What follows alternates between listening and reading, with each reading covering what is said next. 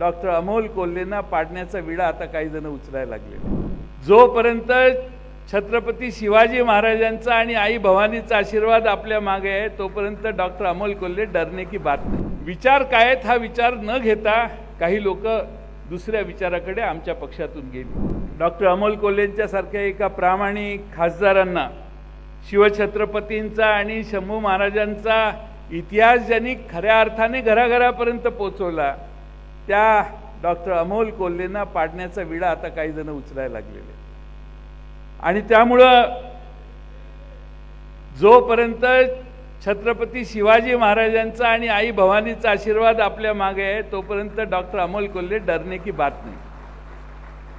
सगळा पक्ष ताकदीने तुमच्या मागे उभा राहील आणि म्हणून आपण या निवडणुका जात असताना आपला कार्यकर्ता विचारावर आधारित राहायला पाहिजे। पवार साहेबांनी हा पक्ष एका वैचारिक भावनेतून निर्माण केला पण फार काळ आम्ही सत्तेत राहिल्यामुळे विचारांकडे दुर्लक्ष झालं आणि सत्तेकडे जास्त आपलं लक्ष गेलं। सत्तेत असताना विचारावर जोर द्यायला पाहिजे ही भावना आमच्या मनात कमी प्रमाणात शिवली आणि त्यामुळं विचार काय आहेत हा विचार न घेता काही लोक दुसऱ्या विचाराकडे आमच्या पक्षातून गेली। पण आपण मात्र सगळे पवार साहेबांना साथ देत ठामपणानं आज या ठिकाणी काम करताय।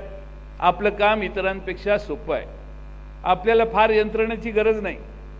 आपण सत्तेत बसणाऱ्यांच्या चुका काय आहेत, देशातली महागाई, देशातली बेकारी, देशातल्या ज्या घटना मागच्या काळात घडल्या त्याच्यावर लक्ष केंद्रित करून लोकांना त्याची समज देण्याचं काम आपण जर केलं तर मला वाटतं की सत्ताधाऱ्यांच्या चुका जनतेसमोर मांडल्या तर जनता सुज्ञ आहे, जनता आपला निर्णय घेत असते।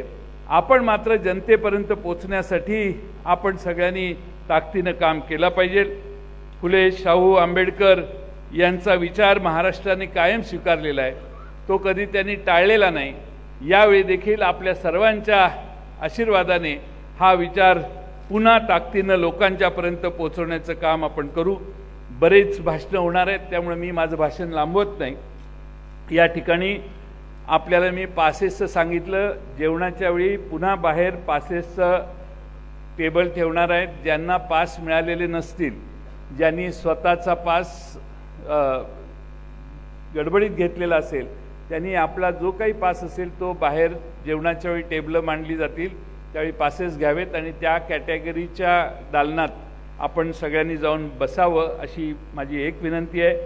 आज अंगणवाडीच्या सेविकांनी मुंबईमध्ये आंदोलन पुकारलेलं आहे। आझाद मैदानात हजारोच्या संख्येनं अंगणवाडी सेविका आज सावित्रीदेवी फुले यांच्या जयंतीच्या निमित्तानं त्या ठिकाणी बसलेल्या आहेत।